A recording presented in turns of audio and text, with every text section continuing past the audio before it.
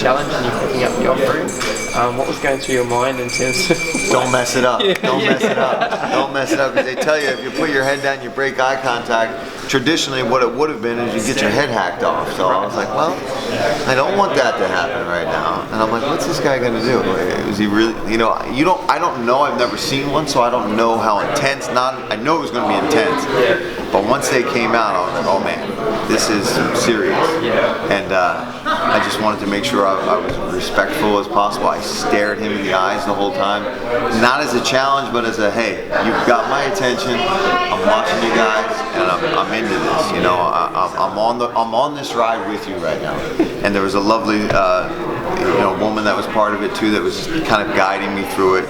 Otherwise, I'd have forgotten what I was supposed to do. But I was just like, man, here we are. Like, where has my life taken me that I'm involved in this awesome ceremony right now, about to be a main event in a fight in Auckland, New Zealand. It's like, man, this sport, man, it's awesome. Yeah, this is stuff you tell your grandkids. And that's what I said when I did the scrum there on site. I was like, this is the stuff when I'm 60 years old, I'll be showing my daughter who doesn't want to hear it anymore, or her boyfriend, I'll be like, listen, come here.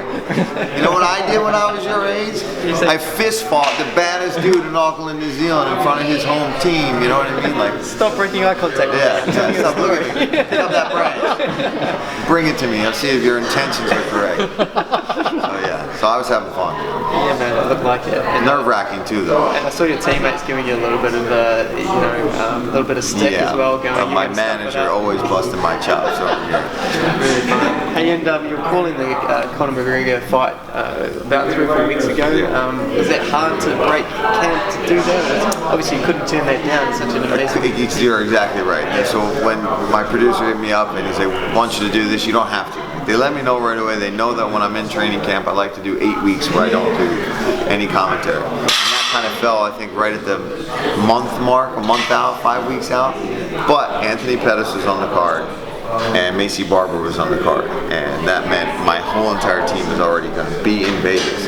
So I would have actually been stuck in Milwaukee with less coaches.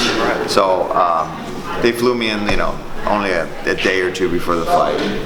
I did basically no work. I mean, I studied fights, watched fights, and then talked about fights. It wasn't like I had to do excess amount of. I knew everybody on that card. It's a Conor McGregor Cowboy card. Cowboy is a friend of mine and an old teammate. So it actually ended up being a good break for me, because at that point I had really been ramping things up. So I was able to just kind of train once or twice a day and slow down. And the Lockhart guys were out there that I work with anyway, so they cooked all my meals. I honestly didn't miss a beat. I actually lost weight. What do you prefer then, if in saying it, being in the commentary box or being in the cage of the box? Oh man, I mean, I want to be the show. You know what I mean? That's why I got into this sport. I still want to be the show. That's why I'm still fighting. When I want to be octagon side more than I want to be in the octagon, that's when I'll retire. Yeah, right. You have been in the UFC for a long time now, Paul. Was there a point where you thought you might never headline a card? Yeah, of course. You win a few and then you lose one. You win a few, and you go on these streaks. But this particular streak, after the Edson rematch, and I got that decision, I was like, all right. The only step from here, I'm ranked as high as I'm ranked now. It's like, you guys got to give me an opportunity to do this. I want to be on the poster. I want to be the guy. I didn't expect it. I didn't know where it was going to be or who it was going to be, but I did always kind of have a sneaky feeling that I heard that Auckland was coming around.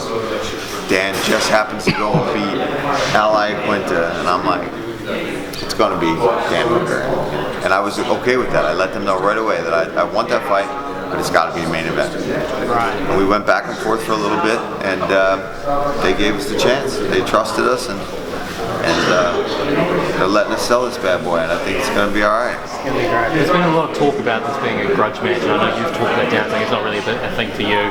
Do you think you guys are going to be able to shake hands and no matter what happens on Sunday, shake hands and walk away and be friends? Or? I mean, I don't know if we'll be friends. Just because, first of all, the distance. There's a bit of a distance. Yeah.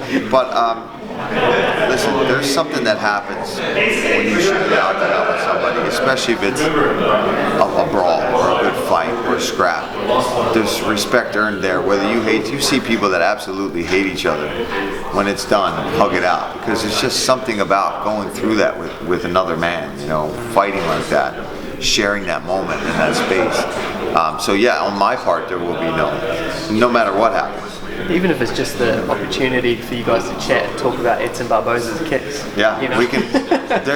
We literally could sit here and talk about how bad that sucks. I wonder if he peed blood, because I sure did. Yeah, right. Yeah. Wow. Yeah, I mean, Twice. Wow. Man, it And was. saying that, though, we talk about animosity. He did look a bit more relaxed today. Did you feel that as well? Yeah.